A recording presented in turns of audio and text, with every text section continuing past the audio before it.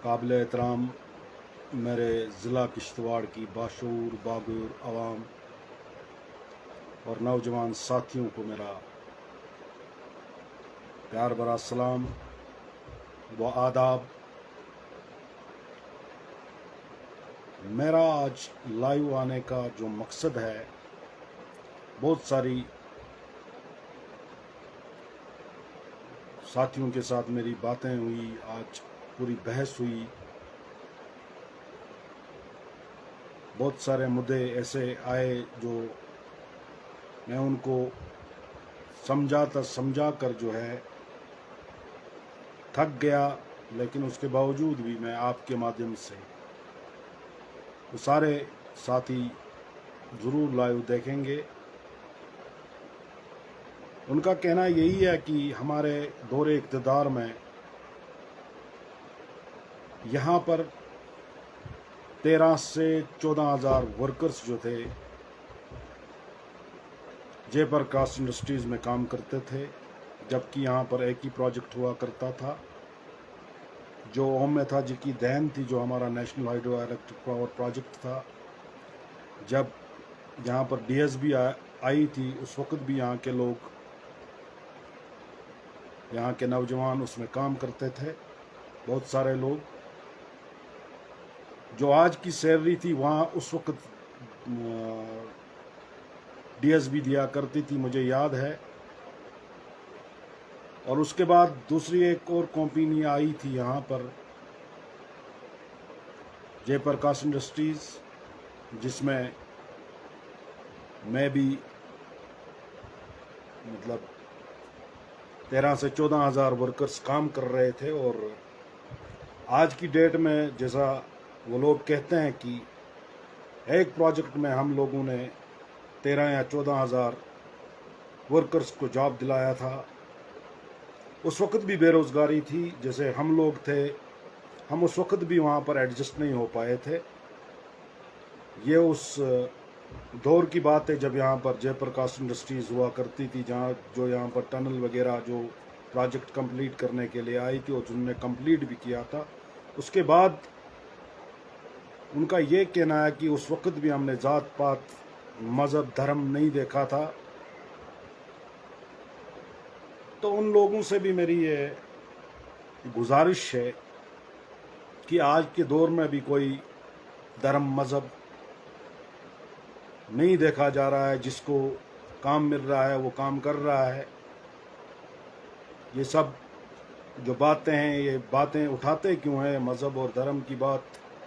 जो कोई इंसान ऐसा नहीं है जो ऐसी बात करेगा, ख़ास करके वो अगर ज़िला किश्तवाड़ का बाशूर बागुर आवाम हूँ। ये सच है कि यहाँ पर बेरोज़गारी बहुत है। ये खाली किश्तवाड़ में नहीं है, भद्रवाह में देखिए, अर्थवाइल डिस्ट्रिक्ट डोडा में, कहीं पर भी देखिए बेरोज़गारी हर जगह है। इवन कि Jammu and Kashmir union territory में बेरोज़गारी है, उसमें कोई दो राय नहीं है। लेकिन उस बेरोज़गारी को दूर करने के लिए बहुत सारे ऐसी चीज़ें हैं जहाँ पर बहुत सारी स्कीमें जो हैं, अगर किसी ने काम करना होता है वो किसी स्कीम के तहत भी वो अपने आप को एडजस्ट करता है।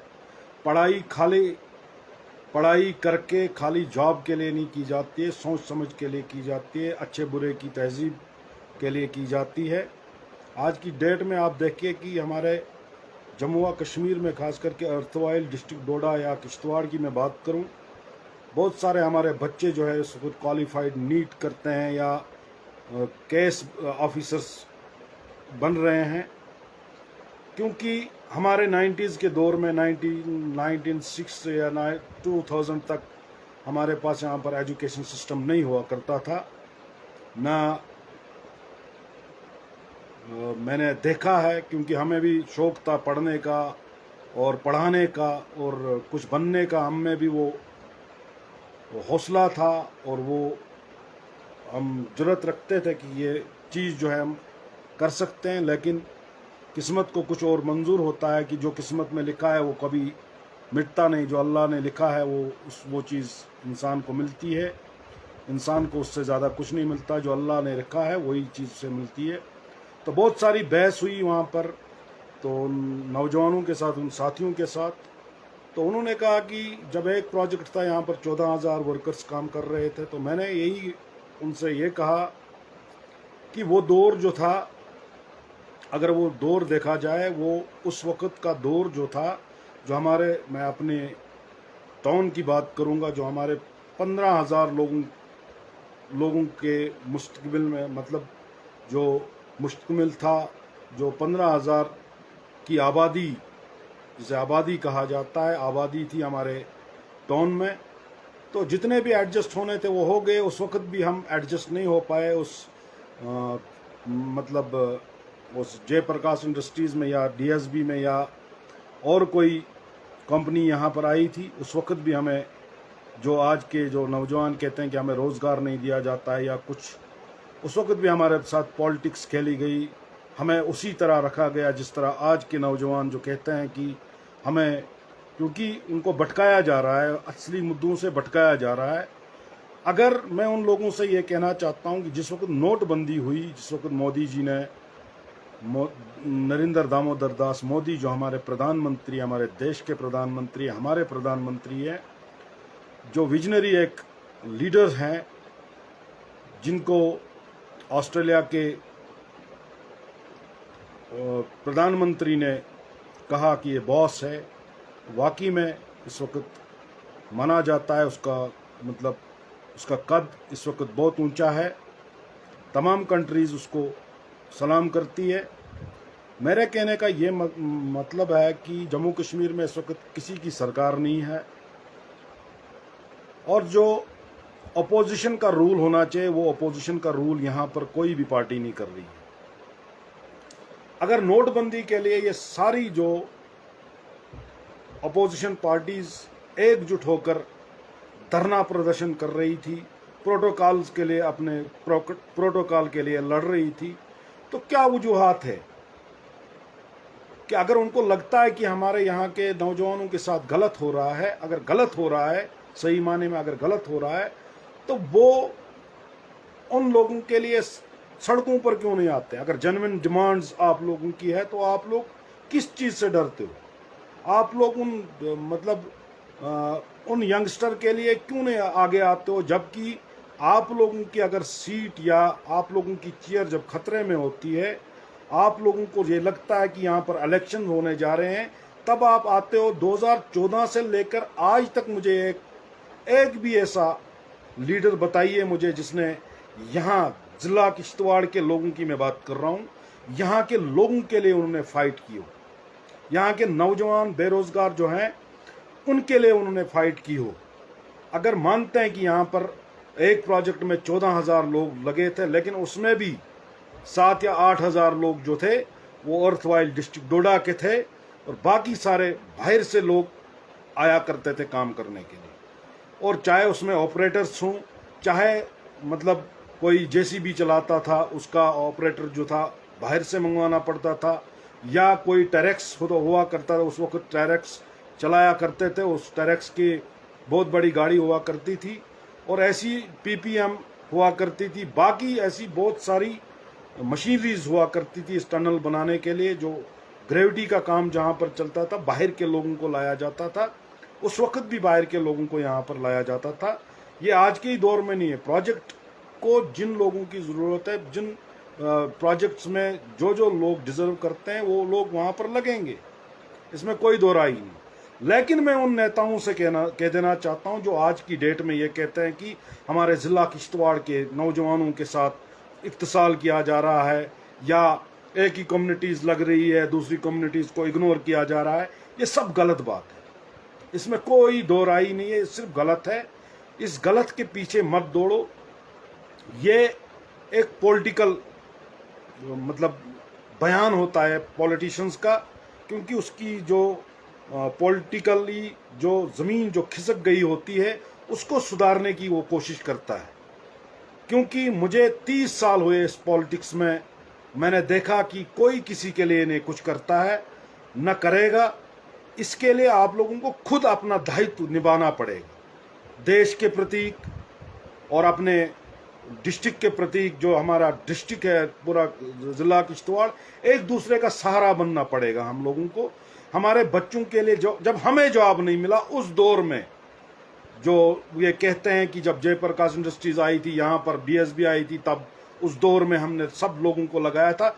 उस वक्त मतलब गवर्नमेंट जॉब्स भी मिला करते थे, लेकिन उस वक्त भी हम लोगों को पॉलिटिकली शिकार बनना पड़ा, क्योंकि वो नहीं चाहते थे कि कोई एक ऐसा कुंभा हो जो हमारे खिलाफ बगावत कर सके। ये अल्लाह का करम है कि अल्लाह ताला ने ऊपर से ही किसी को ताकत दे दी, और उसने जो ताज पहनाना होता है किसी को, तो वो तो अल्लाह ताला जब किसी को ताज पहनाने की ठान लेता है तो उसे ताज उसके सर पे बांध दिया जाता है। लेकिन मैं उन लोगों से, उन नौजवानों से, आज भारतीय जनता पार्टी का दौर है, वो अपने वर्कर्स को लगाते हैं, अपने वोटर्स को लगाते हैं, अच्छी बात है। अगर नेशनल कॉन्फ्रेंस का दौर था उस वक्त नेशनल कॉन्फ्रेंस के लोग अपने लोगों को लगाते थे, या कांग्रेस का दौर था वो अपने कांग्रेसियों को लगाते थे, या कुछ भी, मतलब पीडीपी के लोग वो अपने लोगों को, जो वो अपना वोट बैंक देखते हैं, न कि ये देखते हैं। क्योंकि एक पॉलिटिशियंस को एक चश्मे की तरह रहना चाहिए। चश्मा ये नहीं पूछता है प्यासे से तू हिंदू है, मुसलमान है, सिख है, ईसाई है। चश्मा अपना फर्ज निभाता है, चश्मा उस प्यासे की प्यास बुझाता है। और इसी तरह अगर एक पॉलिटिशियन ये सोचने लगे ये भारतीय जनता पार्टी का आदमी है, ये नेशनल कॉन्फ्रेंस का है, ये पीडीपी का है, ये आम आदमी पार्टी का है, ये अपनी पार्टी का है, ये नेशनल कॉन्फ्रेंस का, ये कांग्रेस का है, तो मुझे नहीं लगता कि वो लीडर हो सकता है। लीडर का मतलब होता है रहनुमा। रहनुमा जो होता है वो सबका सोचता है, वो चाहता है कि मुझे सब पसंद करें ताकि मैं इन लोगों के काम करूं, ये मुझे ये मतलब वाकई में लीडर समझे। अगर लीडर बनना हो, अगर पॉलिटिशियन बनना हो, तो आप उसी हदूद में आप काम कर सकते हो, वही 30,000 की उस गैदरिंग की सोच आप रख सकते हो। जबकि जिला किश्तवाड़ में इस वक्त 2 से 2.5 लाख वोटर्स हैं, या 2 से 2.5 लाख यहाँ पर जो बेरोजगार नौजवान हैं, जो यहाँ पर 15-20 हज़ार नौजवान जो है बेरोजगार हैं, उसमें भी 5 या 6 हज़ार लोग लगे होंगे प्रोजेक्ट्स में। ये डाटा आप लोगों को निकालना चाहिए। आप लोग कहते हो कि अगर फलानी ने ये मतलब फलानी लीडर ने हमसे ये वादा किया था कि मैं 8,000 लोगों को लगाऊंगा, तो आप लोगों को देखना चाहिए कि उसने 8,000 लगाए कि नहीं लगाए हैं। क्योंकि जब मैंने भी देखा कि वो लगे हैं, वो 8,000 की संख्या उन्होंने क्रॉस कर ली है। ये चीज़ नहीं है। मतलब यहाँ पर आप देखिए, डंपर कोई खरीदता है, डंपर वाला अपना काम करता है, उन चीज़ों को भी आप देखिए। अगर मैं ही डंपर खरीदता हूँ, मेरा डंपर वहाँ पे लग जाता है, तो मेरा भी मंथली इनकम मेरी चलती है, तो मैं भी अपने बाल बच्चों को पालने लगता हूँ। अगर मुझे कंट्रैक्टर एज ए कंट्रैक्टर वहाँ पर काम मिलता है, तो मेरे साथ जितने लोग लगे हुए हैं उनका भी काम चलता है और मेरा भी अपना काम चलता है। ये चीज़ें आप देखो। उसके बाद प्रोजेक्ट में जितने लोगों की ज़रूरत होती है, प्रोजेक्ट में उतने ही लोग लगेंगे, न कि मतलब जैसे कि एक वो लोग कह रहे थे, जब बहस हुई मेरी उनके साथ, मतलब मैंने यही जवाब दिया उनको कि अगर एक प्रोजेक्ट में आप 14,000 वर्कर्स की बात कर रहे हैं, 14,000 वर्कर्स थे, उस वक्त भी हम बेरोजगार थे। आज की डेट में अगर मेरे 3 बच्चे हैं, वेल एजुकेटेड हैं, क्वालिफाइड हैं, मतलब जिस भी चीज़ में उनको उतारा जाए वो वहाँ पर क्वालिफाई कर सकते हैं, लेकिन वो भी बेरोजगार है, अपने घरों में। लेकिन मेरा ये मानना है कि अगर आप लोगों ने एजुकेशन हासिल की है, नौजवानों से कह रहा हूँ, अगर आप अपनी मतलब अपने जहन को इस्तेमाल करोगे, नौकरी भी आपको मिलेगी, ऐसी कोई बात नहीं। आने वाले समय में आप लोग, हो सकता है आप बड़े बड़े पदों पर विराजमान हूँ, आप लोग बड़े बड़े ओहदे पर आप लोग होंगे, लेकिन पॉलिटिकली आपके साथ जो गेम खेली जाती है, उस गेम को थोड़ा समझने की कोशिश की जानी चाहिए। क्योंकि जब हम जैसे लोगों को यूज़ किया, जबकि 30 साल की मतलब मेरा जो तजुर्बा है, 30 साल का तजुर्बा है मेरा पॉलिटिक्स का, लेकिन मैं हर किसी पॉलिटिशियन के अंतड़ियों से गुजरा हूँ। मुझे पता है कौन सा पॉलिटिशियन क्या सोचता है, उसकी क्या विचारधारा है। वो क्या चाहता है, वो आगे कैसे बढ़ना चाहता है या कुछ भी। मैं एज ए किश्तवाड़ी आज बात कर रहा हूँ, ना कोई पॉलिटिशियन में बात कर रहा हूँ, ना पॉलिटिकली मैं आप लोगों के सामने बात कर रहा हूँ। एज ए आप लोगों की तरह एक बेरोजगार की हैसियत से मैं आप लोगों के सामने अपनी बात शेयर कर रहा हूँ। और आप लोगों की, जैसे कि मैंने कहा कि मेरी आज बहस हुई बहुत सारे लोगों के साथ जो अपोजिशन में, वो कह रहे थे कि आप उस वक्त सत्ता में हो। सत्ता में इस वक्त कोई भी नहीं है जम्मू और कश्मीर में। हाँ, एक बात है कि यहाँ पर जो मिसाल के तौर पर सेंटर की गवर्नमेंट है वो यहाँ की देख रेख करती है, क्योंकि यूनियन टेरिटरी है, तो अल्लाह बेहतर जानता है किसकी सरकार है किसकी नहीं है। यहाँ पर कोई सरकार नहीं है, जैसा कि हम देखते हैं जो कानून है, जो कानूनी बात मैं कह रहा हूँ आपको। बाकी रही आज की बात, जो बहस हुई, 14,000 वर्कर जी हमने लगवाए थे हमारे दौरे इक़्तिदार में। 14,000 वर्कर्स जयप्रकाश इंडस्ट्रीज में एक प्रोजेक्ट में काम कर रहे थे। यहाँ तो 5-5 प्रोजेक्ट्स हैं, यहाँ पर 8-10 हज़ार लड़के भी नहीं एडजस्ट हो रहे। सोचिए ज़रा, पीछे की बात हम करें कि उस वक्त गिनती बीलचा से काम चलाया जाता था। जब जयप्रकाश इंडस्ट्रीज यहाँ पर आई थी उसके पास कुछ नहीं था। यहाँ पर जो डीएसबी ने जो गाड़ियाँ यहाँ पर रखी थी, जो मॉनिटर्स वगैरह जो भी मतलब फैसिलिटीज़ थी, वो तमाम डीएसबी की। जब डीएसबी यहाँ से चली गई थी तो यहाँ पर जयप्रकाश इंडस्ट्रीज़ आई, और जयप्रकाश इंडस्ट्रीज़ को कुछ नहीं खरीदना पड़ा। उसने मतलब सीधा काम स्टार्ट किया, तमाम सुविधाएं यहाँ पर थी। तब जब वो अंग्रेज़ों की यहाँ पर जो फॉरेनर्स थे वो ब्लोर लगाया करते थे, ऑक्सीजन भी टनल में पहुँचाया करते थे, ताकि वहाँ का जो दिहाड़ीदार बेरोजगार जो नौजवान वहाँ पर काम करता था, वो मजदूर, उसको ऑक्सीजन पूरा मिलना चाहिए। ये सोच थी उनकी। हम अभी भी 50 साल पीछे हैं, हमारी सोच उतनी नहीं होगी। ब्लोर क्यों लगाया जाता था, किस लिए लगाया जाता था, उसके बावजूद भी यहाँ पर जो सियासत पहले से ही होती आई है। यहाँ के बच्चों को पढ़ाई की बहुत ज़रूरत थी। जिन लोगों ने फ़ायदा उठाना था वो मुलाजिम भी थे, और उनने अपने बच्चों को जम्मू में उनको शिक्षा दी, उनको पढ़ाया लिखाया, बड़े ऑफिसर बने, वो आज हमारे ऊपर बैठे हैं। उन्हीं में से नेता भी चुने गए, उन्हीं में से सारा कुछ मतलब वहीं से चलता आया है। जो जम्मू में उन्होंने पढ़ाई की, दिल्ली में पढ़ाई की, कश्मीर में पढ़ाई की, जहाँ पर यूनिवर्सिटीज़ थी, जहाँ पर कॉलेजेस थे। लेकिन हमने और हमारे बच्चों ने उतना हम अफोर्ड नहीं कर सकते थे, ना हमारे माँ बाप अफोर्ड कर सकते थे, ना उतनी इनकम हमारे पास हुआ करती थी, ना हमारे पास सोर्स ऑफ इनकम हुआ करती थी कि हमारे माँ बाप हमें पढ़ाई के लिए दिल्ली भेजते या जम्मू में भेजते, ना हमारे पास रहन सहन के लिए वहाँ पर क्वार्टर्स थे। लेकिन जिनके पास थे, जो मुलाजमीन थे, यहाँ पर मुलाजमत करते थे, अपने बच्चों को उन्होंने भेजा, उनने पढ़ाई की, उनने लिखाई की, वो आज बन गए।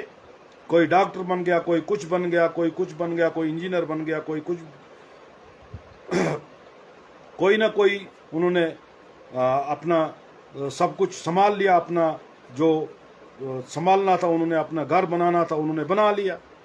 जो हम लोग थे जो यहीं पे कहते थे कि हमारी जन्मभूमि भी और मातृभूमि भी, हम अपनी मातृभूमि न जन्मभूमि को यहाँ से छोड़ सकते हैं, ये मैं बात कहना चाहता हूँ। लेकिन साथ में ये कहना चाहता हूँ कि जो लोग वो कह रहे थे कि आज की डेट में अगर उस दौर में यहाँ पर प्रोजेक्ट आया था, प्रोजेक्ट में इतने लोग लगे थे, 14,000 वर्कर्स हुआ करते थे, उसमें भी 5-6 हज़ार बाहर के लोग यहाँ पर काम करते थे। उसी तरह यहाँ पर जो प्रोजेक्ट्स हैं उनमें देखा जाता है, अगर ड्राइवर्स की ज़रूरत होती है, उसको ड्राइवर की ज़रूरत जब होती है तो उसको वहाँ पर एडजस्ट किया जाता है। मज़दूर तो आज काम नहीं कर सकता है। आज जो भी है जेसीबी ऑपरेटर काम कर रहा है। ये मैं इसलिए नहीं कह रहा हूँ कि क्योंकि ये डिजिटल इंडिया है। डिजिटल जो काम हो रहे हैं तमाम, मेरे पास घड़ी है, मैं इसको हाथ लगाता हूँ, ये घड़ी खुल जाती है। मैं इसको ऐसे घुमाता हूँ, जो चीज़ मुझे देखनी होती है तमाम सुविधाएं इसमें आ जाती है। जो भी मुझे चीज़ देखनी हो, अगर इवन कि मैंने फेसबुक चलाना हो, मैं इस घड़ी में चला सकता हूँ, व्हाट्सअप चलाना हो, तमाम चीज़ें जो है आप लोगों को घर बैठे बैठे मिल रही है। उस वक्त पे फ़ोन करने के लिए हम एसटीडी का सहारा लेते थे, या तार के ज़रिए हम किसी जगह मैसेज पहुंचाया करते थे।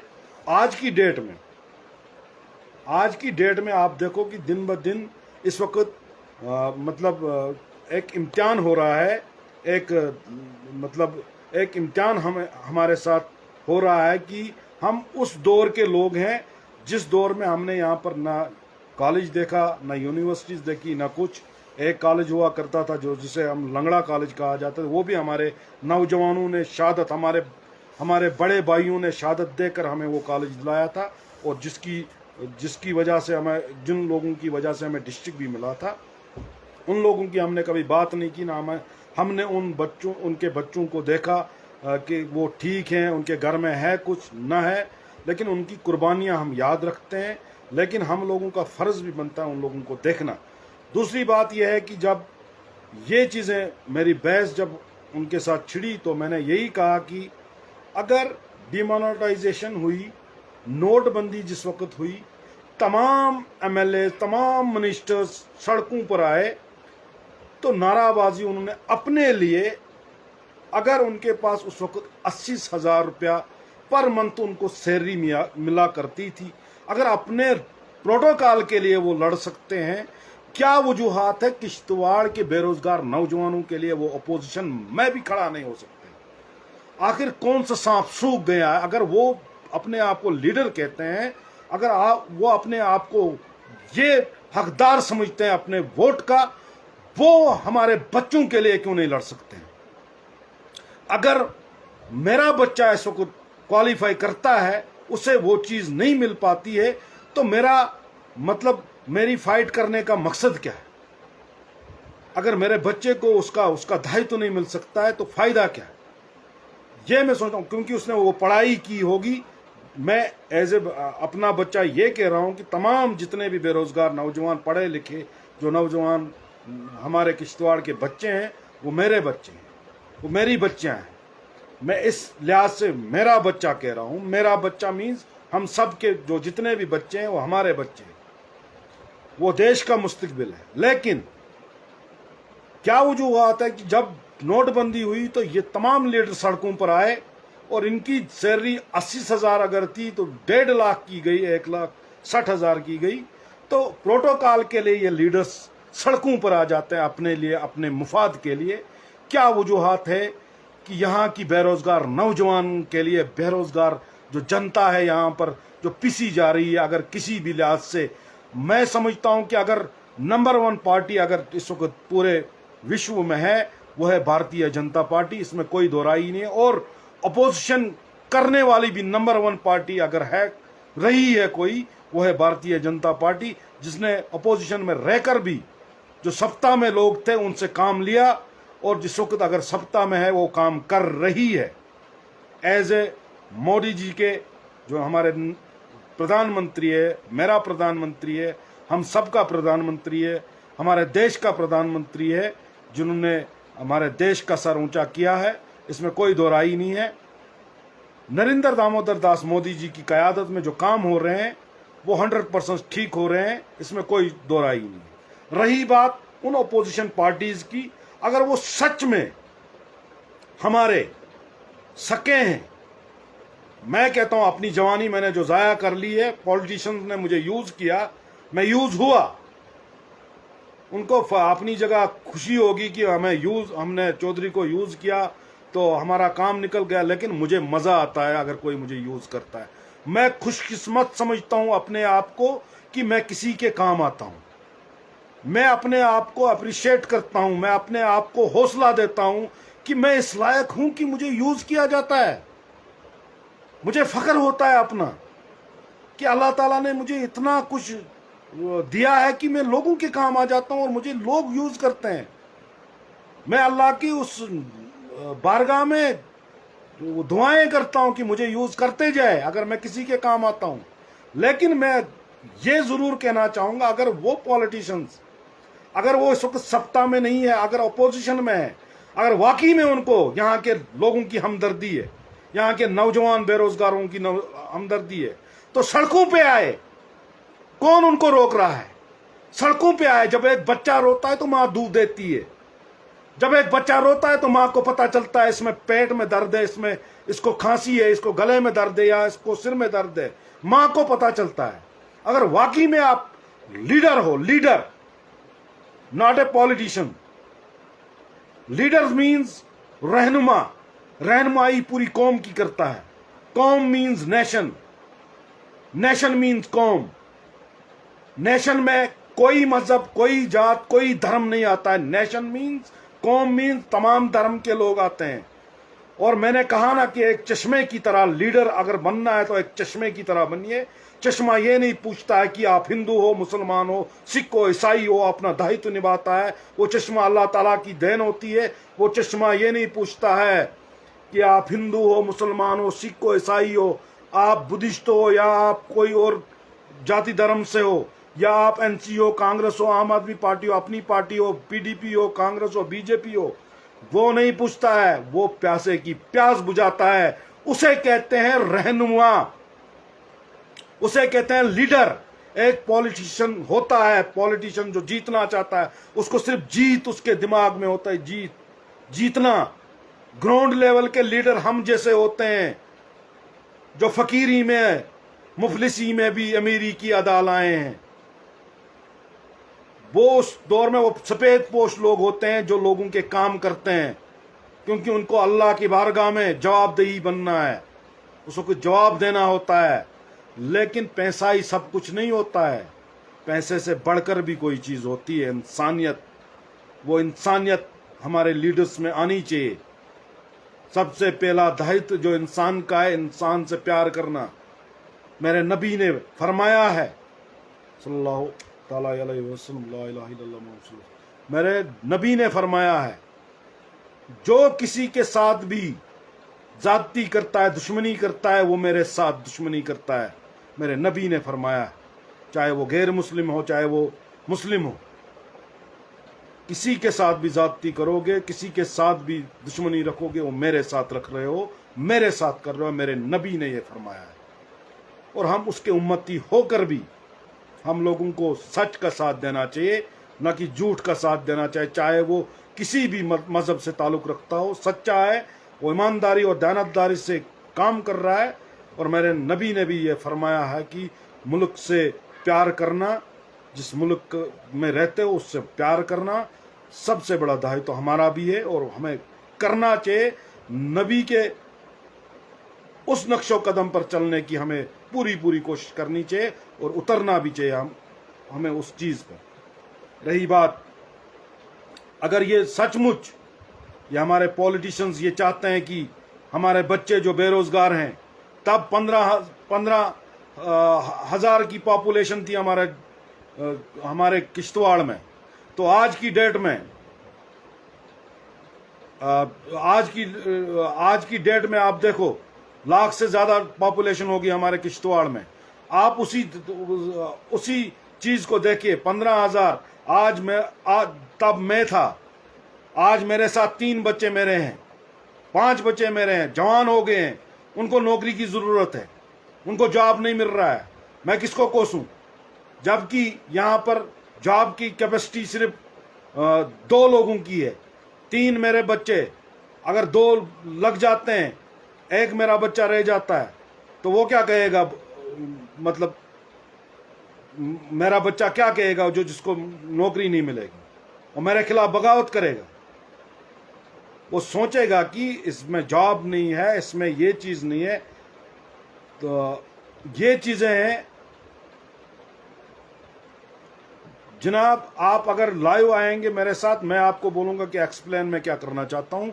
मैं ये कहना चाहता हूं कि 15,000 की तादाद में अगर उस वक्त जो यहाँ पर जयप्रकाश इंडस्ट्रीज हुआ करती थी, उसमें अगर 13 या 14,000 लोग वर्कर्स काम कर रहे थे, हमारे भाई कर रहे थे, हमारे यहाँ के किश्तवाड़ी तमाम हिंदू मुसलमान भाई यहाँ पर काम कर रहे थे। लेकिन उस वक्त हमारे ओम मेहता जी ने एक प्रोजेक्ट यहाँ पर लाया, उसके लिए हम गुणगान इस वक्त भी हम कर रहे हैं, इसमें कोई दो राय नहीं है। भगवान ईश्वर उनको उनकी आत्मा को शांति दे और अच्छा मुकाम अता करे जन्नत में। और रही बात हमारे यहाँ पर जो विधायक हमारे हैं, जो हमारे इस वक्त कदावर नेता हैं सुनील कुमार शर्मा जी, उन्होंने यहाँ पर 4 से 5 प्रोजेक्ट्स लाए। उनकी हम मतलब उनकी हम तारीफ क्यों नहीं करते? हमें तारीफ करनी चाहिए। अगर ओम मेहता जी की हम एक प्रोजेक्ट से उनकी तारीफ हम कर रहे हैं, लेकिन सुनील कुमार शर्मा जी ने जो प्रोजेक्ट यहाँ पर 4 या 5 लाए तो वो कर रहे हैं। लेकिन अपोजिशन अगर है, अपोजिशन अगर वो सच में हमारे बच्चों के रहनुमा बनना चाहते हैं, जो ये कहते हैं कि यहाँ पर इख्तलाफात किया जाता है, यहाँ पर अपनी कम्युनिटीज़ को दिया जाता है या दूसरी कम्युनिटीज़ को नहीं दिया जाता, ये सब झूठ है। तमाम जाति धर्म के लोगों को यहाँ पर बराबर की मतलब वो काम जॉब मिलता है हर प्रोजेक्ट में, ऐसी कोई बात नहीं है। दूसरी बात यह है कि अगर जयप्रकाश इंडस्ट्रीज़ में कैपेसिटी थी 15,000 लोग लगाने की, तब गिनती बीलचा से काम चलता था। आज जेसीबी, पीपीएम, बहुत सारे ऐसी मशीनरीज है जिनका नाम मैं जानता नहीं हूँ, उनसे काम चलता है, इसलिए लेबर कम पड़ जाती है। लेबर का काम खत्म हुआ है आज की दौर में। आज की दौर में जहां पर भी आप देखो, लेबर के बजाय मशीनरीज काम करती है। उसके ऊपर भी ऑपरेटर पढ़ा लिखा होता है, जिसको डिजिटल तमाम जो चीज़ें उस पर आगे लगी होती है, वहाँ बटन दबा के वो उस मशीनरीज को चलाता है। उसके लिए भी पढ़ा लिखा इस वक्त व्यक्ति उनको ज़रूरत पड़ता है। इसलिए ये चीज़ें जो है आप लोगों को सोचनी होगी। एक इंजीनियर बेचारा जो अगर इंजीनियर हमारे यहाँ पर 2,500 या 3,000 इंजीनियर हमारे घरों में, हमारे बच्चे जो है अपने घरों में बैठे हैं, क्या एक इंजीनियर मजदूरी करने के लिए प्रोजेक्ट में जाएगा? क्या एक डॉक्टरी करके जो बंदा बैठा है अपने घर में, या जिसने कहीं पर मतलब मेडिकल में कोई डिग्री हासिल की हो, क्या वो टनल में काम करने जाएगा? वैसी चीज़ें देखनी है जहां पर वो चीज़ें जो है वो लोग जो है सेटल्ड हो जाए, जहां पर उनको जॉब मिलेगा। जॉब तब आएगा जब यहाँ पर जॉब की वैकेंसीज होगी। वैकेंसीज ही जब नहीं होगी तो जॉब कैसे मिलेगा? ये मैं कह रहा हूँ। मेरे 3 बच्चे हैं, अल्लाह ताला उनको लंबी उम्र दे, पढ़ रहे हैं, ग्रेजुएट हैं, तीनों के तीनों ग्रेजुएशन करके हैं, बैठे हैं। लेकिन मैं उनसे ये नहीं कहता हूँ कि आप लोगों को जॉब क्यों नहीं मिल रहा है या आप लोग ऐसा क्यों है। बच्चों को डिप्रेशन का मरीज मत बनाइए। बच्चों के पास बहुत सारे ऑप्शंस है। ट्यूशन सेंटर्स खोले, जैसे मेरे बच्चे हैं, मेरे बच्चे इस वक्त बच्चों को पढ़ाते हैं, अपनी पॉकेट मनी तो वो निकालते हैं। मेरे बच्चे दुकान पर बैठते हैं और अपनी पॉकेट मनी वो निकालते हैं। बहुत सारी ऐसी चीज़ें हैं जिससे आदमी जो है अपने साथ साथ दूसरे को भी रोजगार दे सकता है। बहुत सारी ऐसी स्कीमें मोदी जी की क़यादत में निकली है। बाकी बहुत सारी स्कीमें यहाँ पर योजना के तहत निकली है। उन योजनाओं को पहुँचाने के लिए एक हम लोगों को आगे आना होगा। हम लोगों को लोगों के बीच में ये चीज़ें रखनी होगी। लेकिन मेरा जो आज का टॉपिक था, ये टॉपिक इसलिए मैंने छेड़ा क्योंकि मेरी जब बहस हुई 7-8 बंदों के साथ जो अपोजिशन में थे, एक साइड मैं था, एक साइड वो थे, और उनको मैंने पूरा मतलब समझाया उस दौर में और उस पॉपुलेशन में और इस पॉपुलेशन में अंतर है। उस वक्त 15,000 की आबादी वाला हमारा जो टोन था, आज की आबादी आप टोन में देखिए तो फिर आप कीजिए कि उस बेरोजगारी में और इस बेरोजगारी में कितना अंतर है। अगर उस वक्त 15,000 लोग लगे थे, उसमें भी 4 या 5,000 बाहर के लोग थे। अगर इन प्रोजेक्टों में 5 या 6 या 7,000 लोग लगे हैं या 10,000 लोग लगे हैं, उसमें भी 3,000 बाहर के, 7,000 यहाँ के होंगे। किश्तवाड़ के ही लोग बोलते हैं हाँ जी हमें काम मिल रहा है, ठेकेदार किश्तवाड़ के हैं, बाकी डंपर्स जिनके हैं किश्तवाड़ियों के हैं, गाड़ियाँ लगी है किश्तवाड़ियों के हैं। ये चीज़ें भी आप देख लो। ये नहीं है कि आज की डेट में मैंने कहा कि डिजिटल इंडिया है, इस दौर में भी अगर हम गिनती बिलचा की बात करेंगे तो इसका मतलब है कि हम वही पुराने अभी 50 साल पीछे जाने वाले लोग हैं। हमें 50 साल आगे सोचना होगा कि आने वाले समय में हमें बेरोजगारी हमने देखी है, बेरोजगारी आप लोगों ने नहीं देखी। आप जवानों को मैं कह रहा हूँ बार बार, आप पढ़े लिखे हो, आप कोई भी काम कर सकते हो, ट्यूशन सेंटर्स खोल सकते हो। अपनी खोपड़ी में जो काबिलियत आप लोगों ने रखी है, जो आप लोगों ने पढ़ाई की है, आप बच्चों को दे सकते हो। गवर्नमेंट टीचर्स बन सकते हो आप। गवर्नमेंट ये क्या कहते हैं, प्राइवेट स्कूलों में अपनी जगह बनाइए, प्राइवेट स्कूलों में अपने ये क्या कहते हैं, जाइए पढ़ाइए तब तक जब तक ना आपका जॉब आपको मयसर होगा। आप लोगों को जॉब मिलेगा, जो आपके मुकद्दर में जो चीज़ें लिखी होगी वो आपको मिलेगी। ये आजकल अब इलेक्शन आने वाले हैं, अब बहुत सारे लोग 2014 तक, आप 2014 से लेकर 2023 तक आप लोगों ने किसी भी लीडर को नहीं देखा। अब आगे आगे देखिए, अब सारे लीडर आप लोगों के पास आएंगे। अब ये वो बातें बोलेंगे कि पोलराइज करने की कोशिश करेंगे, लेकिन मेरे कहने का मतलब ये है, आप लोगों ने देखा होगा कि काम जो हो रहा है, अगर मैं ये समझता हूं कि अगर मोदी जी ने गोल्डन कार्ड खाली बीजेपी वालों के लिए बनाया होता तो मैं मानता कि बीजेपी इस वक्त मुस्लिम विरोधी पार्टी है। मैं मानता गोल्डन कार्ड मुस्लिम के पास भी है, हिंदू के पास भी है, सिख के पास भी है, ईसाई के पास भी है। ये एक काम मैं बोल रहा हूं। दूसरी बात है, जो किसानों को 2-2 हज़ार मिलता है, वो स्कीम वो हिंदू को भी मिलती है, सिख को भी मिलती है, ईसाई को भी मिलती है, जो भी जमींदार है उसको मिलती है। 2-2 हज़ार मुझे भी मिलता है, बीजेपी वाले को भी मिलता है, एनसी वाले को भी मिलता है, कांग्रेस वाले को भी मिलता है, पीडीपी वाले को भी मिलता है, सारे जमात के लोगों को मिलता है। श्रम कार्ड की स्कीम जो है वो आप लोगों को अभी तक पता भी नहीं होगा। श्रम कार्ड में भी 3-3 हज़ार रुपया मिलता है, जबकि 9 हज़ार रुपया जो है आपको मिलता है सालाना, 3-3 हज़ार 3 किस्तों में। वो भी आप लोगों को पता करना चाहिए, ताकि ये चीज़ें आप लोगों को जानने की आवश्यकता है, उसमें भी आपको जाना चाहिए। और दूसरी बात, ये सड़कें, ये बाकी चीज़ें जो यहाँ पर प्रोजेक्ट्स वगैरह आए, ये कैसे आई, ये सड़कें कैसी बनी, ये ब्लैक टॉपिंग कैसे हो रही है, ये गली कूचे कैसे बन रहे हैं, ये पैसा कहाँ से आ रहा है, ये पैसा यूटिलाइज कैसे हो रहा है, ये किसकी देन है, ये चीज़ें भी आप लोगों को देखनी होगी। बहुत सारी ऐसी स्कीमें हैं, मुमकिन स्कीम है, उसमें इस वक्त अगर गाड़ियां नौजवानों ने खरीदी है, मुमकिन जिसमें कोई डाउन पेमेंट नहीं देनी पड़ती है, मुमकिन में यहाँ पर स्कीम चल रही है, वो किसकी देन है।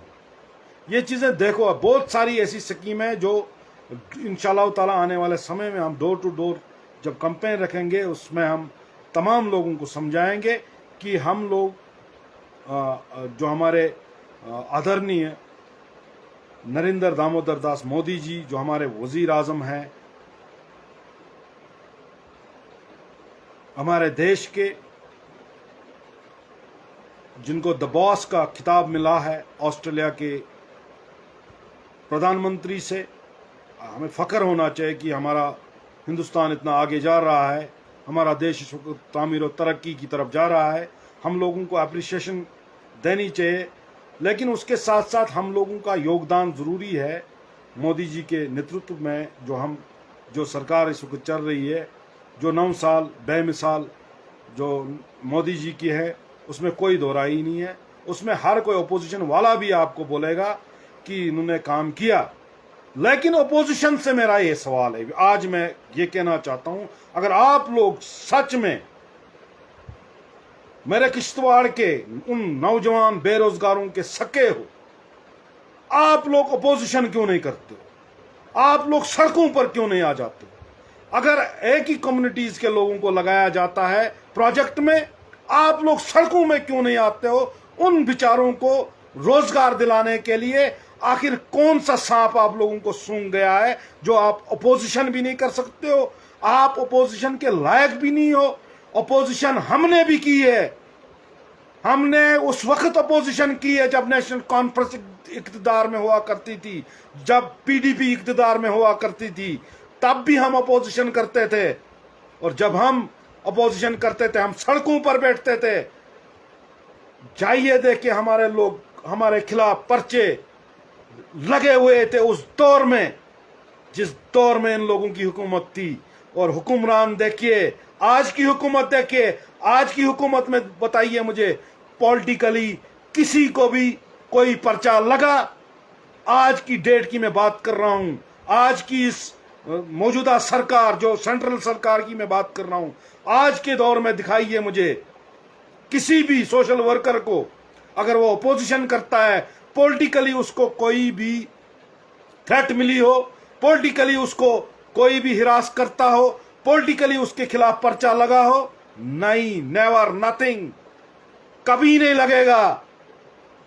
कोई लीडर नहीं चाहता है, लीडर वो चाहता है कि मेरी ओपोजिशन हो, अगर मैं कहीं पर गलत हूं मेरे खिलाफ ओपोजिशन करो। क्योंकि बच्चा तभी रोता है जब उसको भूख लगती है, और मां को तभी पता लगता है जब बच्चा रोता है, फिर मां दूध देती है। किसको सुनाऊं हाल दिले बेकरार का, बुझता हुआ चिराग हूं अपने मजार का।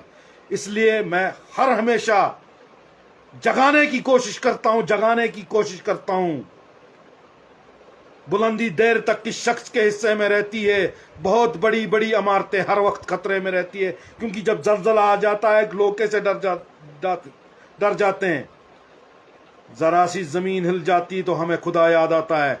तो ये चीजें याद रखो। अगर अपना हक मांगने के लिए आप डर रहे हो, संविधान, मेरे देश का संविधान, मेरे भारत का संविधान मुझे यह पूरा अधिकार देता है कि मैं अपनी जेन्युइन डिमांड्स सड़क पे आकर, सड़क में बैठकर मैं जेन्युइन डिमांड्स मांग सकता हूं, यहां पर नारे लगा सकता हूं जेन्युइन डिमांड्स के लिए। उसके लिए आप लोगों को पूरा पूरा इख्तियार है। क्यों? कौन कहता है कि आप लोगों को डराया जा रहा है? कौन कहता है आप लोग एहतजाज नहीं कर सकते हो? क्यों नहीं करते हैं? जम्मू में नहीं करते हैं? क्या कश्मीर में एहतजाज नहीं किया जाता है? क्या जम्मू में नहीं किया जाता है? दिल्ली में नहीं किया जाता है? क्या अर्थवाइल डिस्ट्रिक्ट नोएडा में किसी जगह एहतजाज नहीं होता है? खाली किश्तवाड़ में आप लोगों को डर है? एहतजाज करो। अगर एहतजाज करना चाहते हो आप लोगों के लिए, अगर हमारे बच्चों के मुस्तकबिल का आप सही माने में सोचते हो, करके दिखाओ। बोलो मत, झूठ मत बोलो। झूठ की सियासत खत्म। अब घर घर में एक एक लीडर है। किसी घर में वो कोई घर नहीं है जहां पर लीडर नहीं बसता हो। हर किसी को पता है, 30 साल का तजुर्बा मेरे पास है। मैं बोल सकता हूं, मंच पर बोल सकता हूं, अकेला बोल सकता हूं। मुझे पब्लिक की जरूरत नहीं है न मुझे माइक की जरूरत है। अल्लाह ताला ने गला भी अच्छा दिया है, सेहत भी अच्छी दी है, और अकेला लड़ने की हिम्मत भी मुझे दी है। लेकिन जो सच है वो सच बोलने की हिम्मत भी मुझ में है। वो मैं सत्य आप लोगों के बीच में बोलता हूं। सत्य में ही विजेते है। क्योंकि ये चीज याद रखना, सत्य में विजेते। ये चीजें रख। सरफरोशी की तमन्ना अब हमारे दिल में है। देखना है जोर कितना बाजुए कातिल में है। हम भी देखेंगे। अपोजिशन क्यों नहीं करते हैं? अपोजिशन करें ना।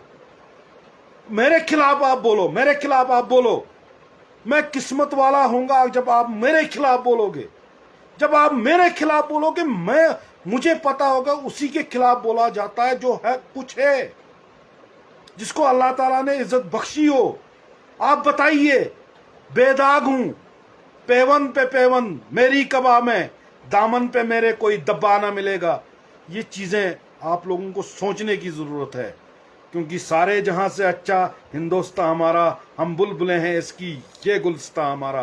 तो आखिर में यही कहूंगा कि वो दौर अलग था, ये दौर अलग है।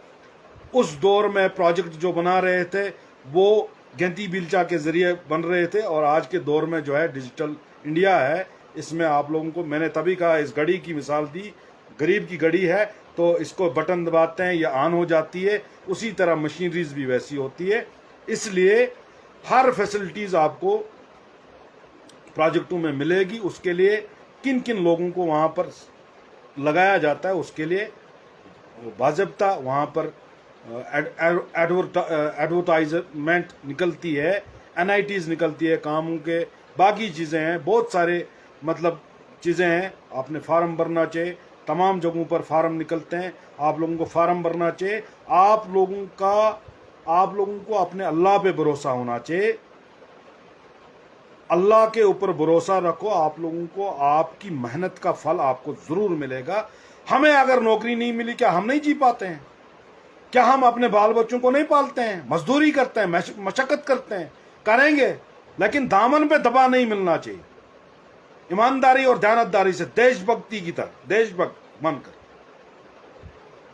आखिरकार हम लोगों ने भी, जहां पर भी मैं जाता हूं, इंशाअल्लाह ताला लाइन वहीं से शुरू हो जाती है। ऐसी कोई बात नहीं, कहीं पर भी अगर मैं अर्थवाइल डिस्ट्रिक्ट डोडा में या पूरी जम्मू यूनियन टेरिटरी में कहीं पर भी जाऊंगा, इंशाअल्लाह ताला अल्लाह ताला ने इज्जत उतनी बख्शी है। मगर मैं चाहता हूं कि मैं अपने किश्तवाड़ के लिए लड़ूं और किश्तवाड़ के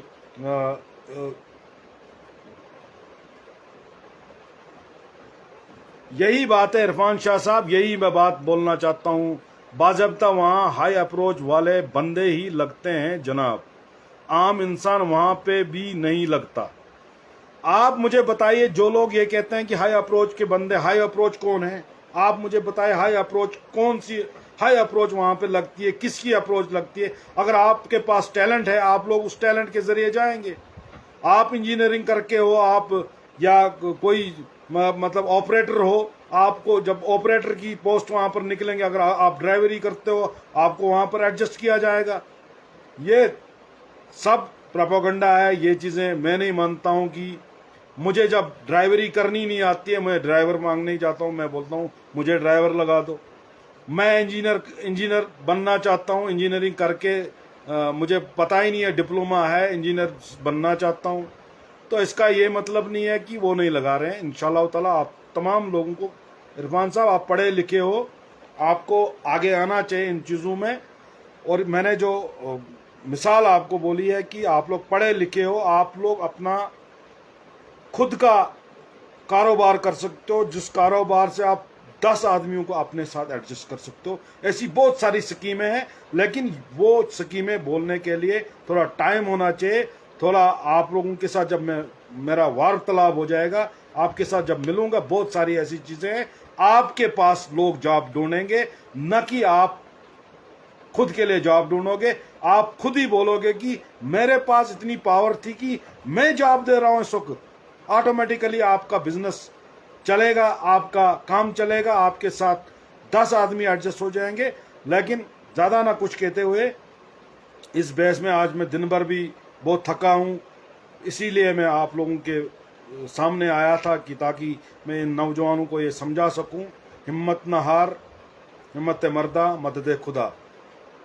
अल्लाह पे भरोसा रखो। सब कुछ आप लोगों ने पढ़ा है, लिखा है, आप लोग एजुकेटेड हो, हमारी तरह अनपढ़ तो नहीं हो कि पॉलिटिशियंस आप लोगों को ये कहेगा कि 2014 से लेकर 2023 में आके कहेगा कि यहाँ किश्तवाड़ के लोगों के साथ इख्तिसाल किया जा रहा है, क्योंकि अब आने वाले इलेक्शंस में यही चीज़ें चलेंगी। तो लिहाजा आने वाले समय में जो भी होगा अच्छा ही होगा, जो भी होता है अच्छे के लिए होता है।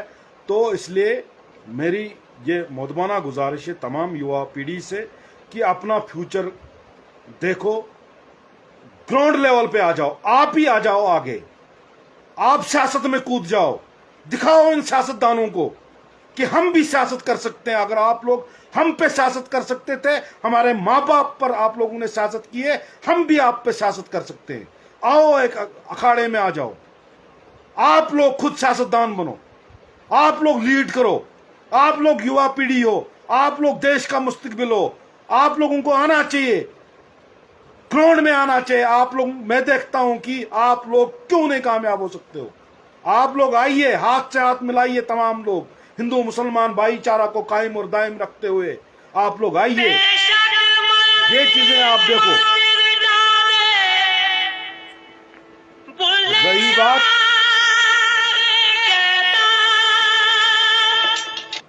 रही बात आखिर मैं यही कहूंगा कि अगर आप पॉलिटिशियंस हो, आप लोग आप जानते हो, पढ़े लिखे हो, आप आओ पॉलिटिक्स करो, आप लोग पॉलिटिक्स सीखो, आप लोग पॉलिटिशियंस के साथ रहो, आप लोग सीखो किस तरह क्या करना है।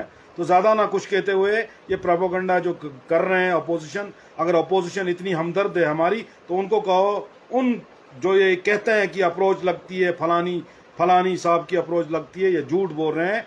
उन लोगों से कह दो कि हमारे लिए अगर आप वो सके हो, आप लोग हमारे साथ चलो। हम देखते हैं कि आप लोगों के साथ जब किसी के साथ 50 लोग होंगे तो क्या बात है कि आप लोगों की बात मानी नहीं जाएगी।